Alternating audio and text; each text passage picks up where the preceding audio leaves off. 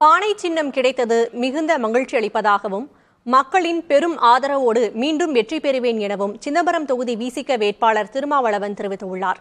அவருடன் நமது செய்தியாளர் செந்தில் நடத்திய கலந்துரையாடலை தற்போது பார்க்கலாம்.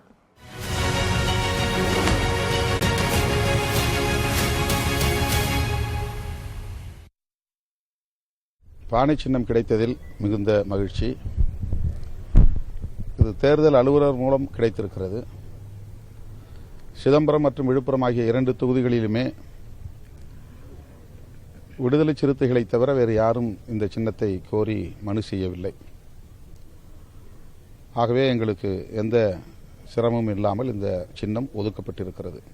சிதம்பரம் தொகுதியில் மட்டுமல்ல, தமிழ்நாடு முழுவதும் திமுக தலைமையிலான மதசார்பற்ற முற்போக்கு கூட்டணிக்கு மக்களிடையே பெரும் வரவேற்பு உள்ளது, ஆதரவு உள்ளது.